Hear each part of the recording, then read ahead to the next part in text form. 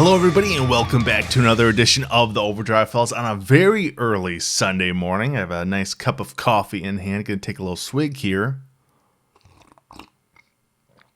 Just delicious, but very busy week / weekend in terms of movie news and all that sort of stuff.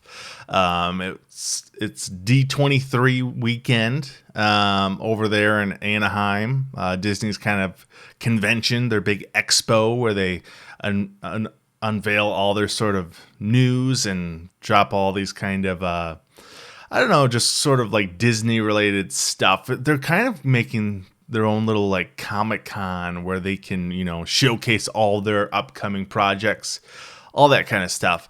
So yeah, a lot of stuff on that side, as well as I do want to get into the Spider-Man debacle.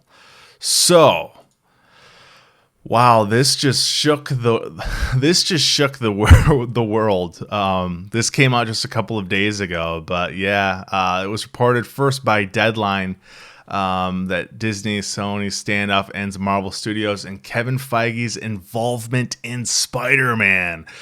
So for the common person, Sony has the rights for Spider-Man, not Marvel Studios. That may come by surprise to some people. But yeah, a couple years ago, right before Civil War, they were able to strike a deal and kind of share the character in a way to where Marvel Studios would help produce standalone Spider-Man movies and allow the character to also be in team up movies or whatever, the Avengers, Civil War, all that sort of stuff. So, you can share the wealth in a way. But I guess some renegotiating went about and, Disney was asking for way more than what they had previously, like a 50% of like profits, as well as like 50%. I guess it would be like interest, or I forgot the term they used, but they'd be able to sort of like co-finance the films, and that would allow them some like control with the character. And I think it was not only Spider-Man, but also like Venom and all of the sort of like side stuff too. So, that being Spider-Man being Sony's like that this is basically like Batman to Warner Brothers is, Spider-Man to Sony. It's the crown jewel, essentially. So, if you're an executive, giving up like 50% of like your crown jewel is a pretty idiotic move. If I was Sony, I wouldn't take the deal, but this is basically a lose-lose situation, I mean, if Spider-Man's not going to be in the MCU, how does the MCU sort of go about all that sort of stuff? And then for Sony, everything about this iteration of Spider-Man, this Tom Holland version of Spider-Man, is based off the MCU. Like Tony is basically Uncle Ben in a way. It's like everything about the character is sort of ingrained in the MCU, and if you take the MCU out of, it's not like you can reference the Avengers. I mean, you might be able to like say the Avengers, but it's not like you can make it a key aspect about the story.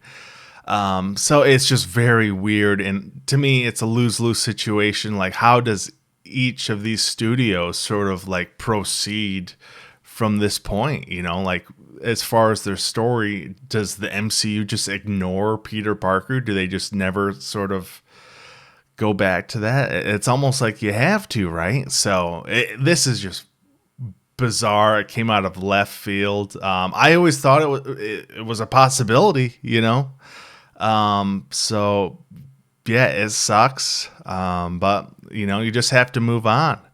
But in positive news, back to Disney D23, we got the first trailer for The Mandalorian. Now, this looks absolutely sick. To me, this looks very much like a continuation of like the Rogue One sort of like dark, gritty aesthetic. And I absolutely love Rogue One. To me, I think it's my favorite out of the new Disney Star Wars films. I just love it more and more. I know it doesn't have like the best character stuff, but I just absolutely love that movie. And this just looks beautiful. Like, look at that shot. Oh my God. And then you have Pedro Pascal in there. Great actor. Giancarlo Esposito. A lot of people know him as Gus from Breaking Bad. But this show, there he is, Giancarlo Esposito. This show looks just phenomenal, and I cannot wait to see this thing. It's the first of its kind of a live-action Star Wars series. I'm very curious about that. How's the storytelling going to be?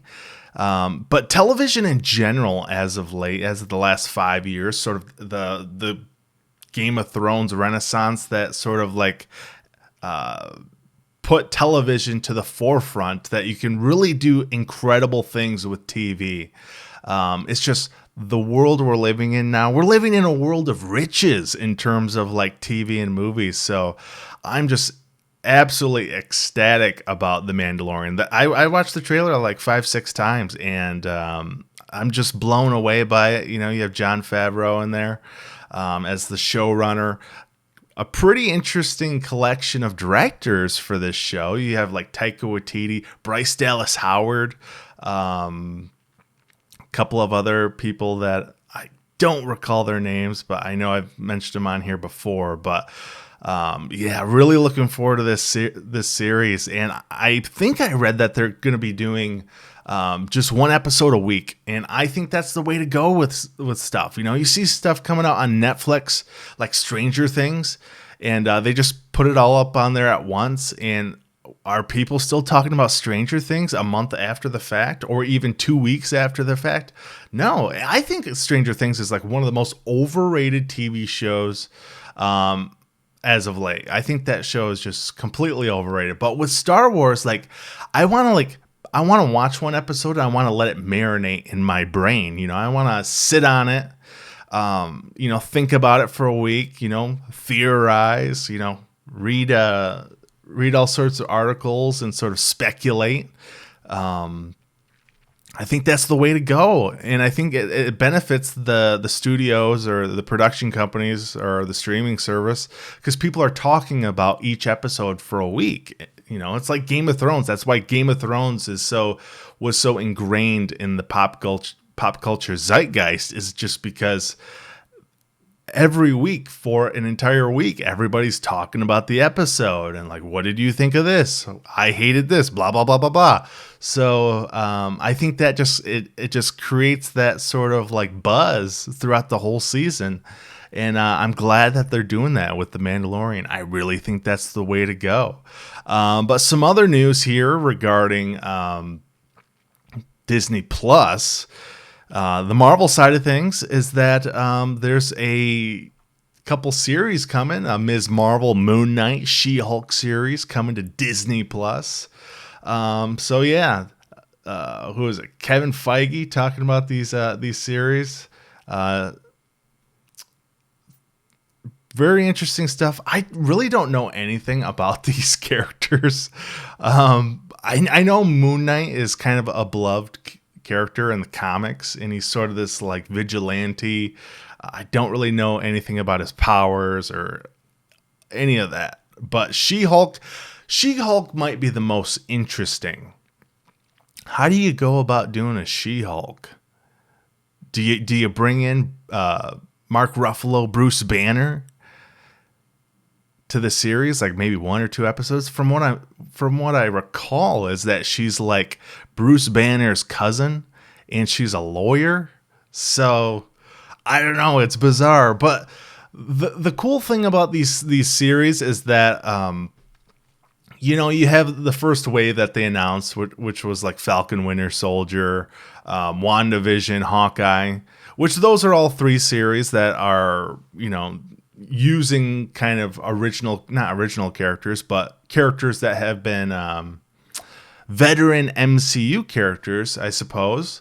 And, this is 3 that are completely brand new. So how does all this tie into the Marvel Cinematic Universe?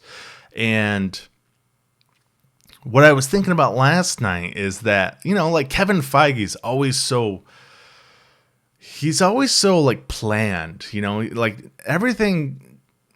It doesn't feel like he's just throwing shit at a wall. You know what I mean? So this really feels like shit that's being thrown at a wall. And, maybe he has some, grandmaster plan regarding these characters. But like with vampires, with Blade coming to the Marvel Cinematic Universe, and then you have a character like, I mean, sure, you have Hulk already, but how do you explain She-Hulk and Moon Knight? I think Moon Knight has some kind of obscure powers. And then also, Blade with Mahershala Ali is coming in a few years. So it's very weird. Phase 4, and I think Blade's in Phase 5. This is just weird stuff. I kind of like that about it, but at the same time, it's just kind of like, where's the direction? Like, I feel like Phase 3, everything was planned out very well, leading to Avengers, Infinity War, and then Endgame. And maybe that's the good thing, not knowing where this is all sort of going in Phase 4. But yeah, it's just very interesting. They're kind of building this more fantastical world, I guess, with just these more obscure characters, introducing the Eternals and I forget what else is coming. Shang-Chi, that's some more mythological type stuff, I suppose. But yeah, this She-Hulk, Ms. Marvel, and Moon Knight, it's very interesting stuff. I just don't know where the MCU is sort of going at this point. Eventually, we'll probably get, the Fantastic Four and the X-Men, but I don't know. I just found this to be kind of obscure in a way, and kind of questioning the direction where this where the MCU is going. But it's not like I'm not excited to watch these shows. I'm not ecstatic about it, but I'm intrigued and I'll check them out. But I don't know. I'm just kind of questioning where this is all going, I guess. So I don't know. But that's it for this episode, guys. Not an incredible amount of stuff to talk about, but there's some really kind of interesting stuff that was dropped at D23, and I kind of wanted to talk about the Spider-Man debacle between Sony and Disney. So yeah, let me know down below in the comment section what you guys thought of all this stuff. And if you have a question or a suggestion of topic, just write it down below. So guys, thank you so much for watching. I'm Rex Overdrive. I'll see you next time.